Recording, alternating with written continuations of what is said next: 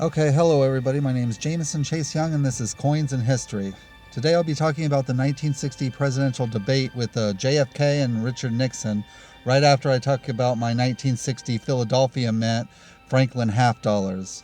These are great half dollars. I've always loved the Franklin half dollars because, I've always loved them because of their simplicity. Sometimes coins put too much junk on there. The Franklin half dollar is not true. That they just put the very simple. It has a very simple design, and it makes it look so much nicer. The front has Benjamin Franklin on it, and the back is kind of unique. It has the Liberty Bell, but if you notice off to the side, it has a tiny little eagle. That's because the rules of the time said that all half dollars have to have an eagle on the back. So they put that little tiny eagle on the back just to comply with all the rules. And yeah, these are really great coins. They were made from 1948 to 1963. They replaced those walking Liberty half dollars that everybody loves so much, and they got replaced by the Kennedy half dollars. And their composition is 90% silver, 10% copper. Their weight is 12.5 grams. Their diameter is 30.6 millimeters. Their edge is reeded. Their thickness is either 1.8 millimeters or 2.15 millimeters, depending on the source. And their total silver is 0.36169.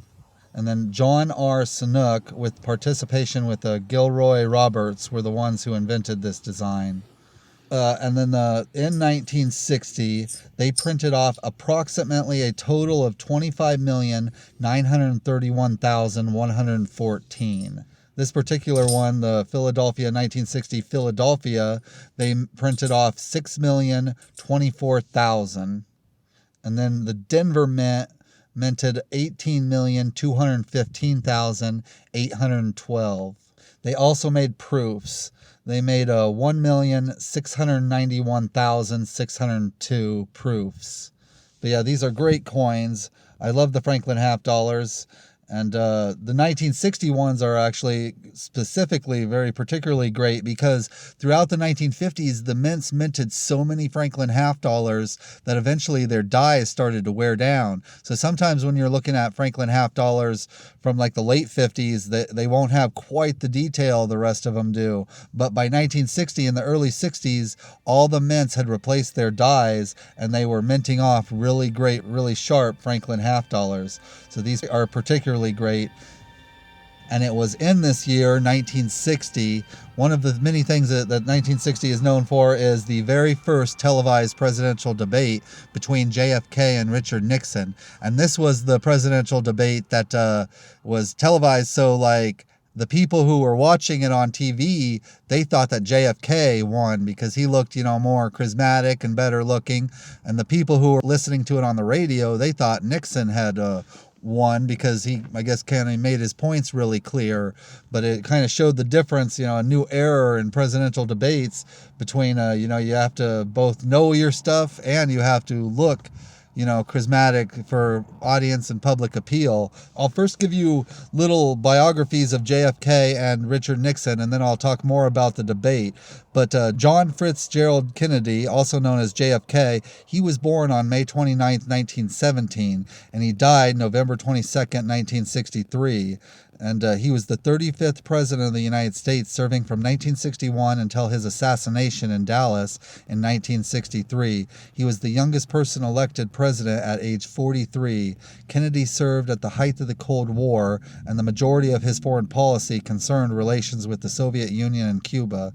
He was a member of the Democratic Party, and Kennedy represented Massachusetts in both houses and the United States Congress. His vice president was Lyndon B. Johnson. He proceeded Dwight D. Eisenhower, and he was succeeded by his vice president, Lyndon B. Johnson. He was assassinated by Lee Harvey Oswald in Dallas, and his wife was Jackie Kennedy. He had 4 kids, including that one, that's a very famous picture of his little son giving him a salute during his funeral. And he was in the United States Navy during World War II. His most famous thing was he was on that PT-109 boat that they made movies about.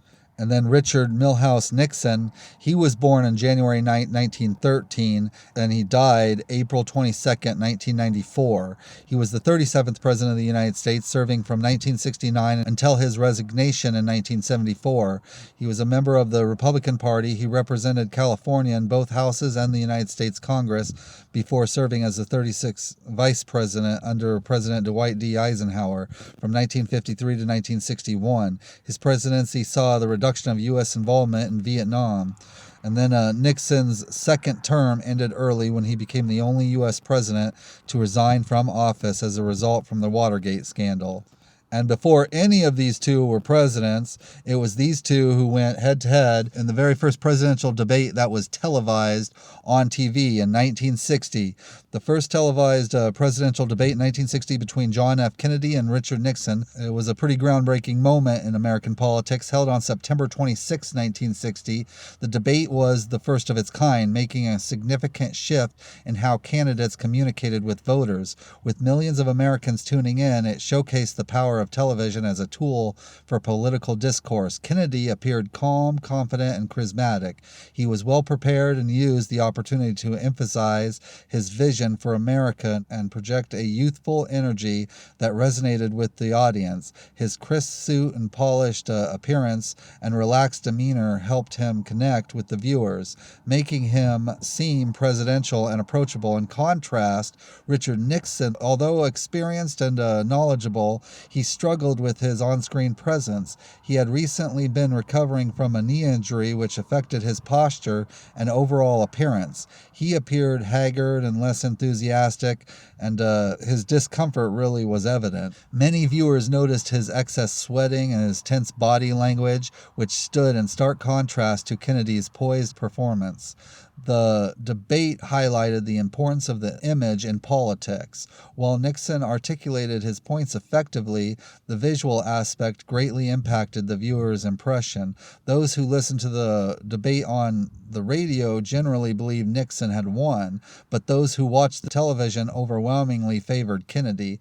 This discrepancy emphasized how a candidate's appearance and demeanor could sway public opinion, leading to a new era in campaigning that focused on media presentation just as much as policy. Overall, the 1960 debate set a precedent for future elections, underscoring the need for candidates to be media savvy and aware of their public image. It showed that in politics, perception can be a really crucial thing, just as crucial as substance when it comes to winning the hearts and minds of voters.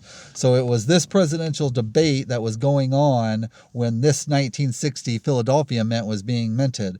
The presidential debate is a really important thing. We see that even these days with the internet.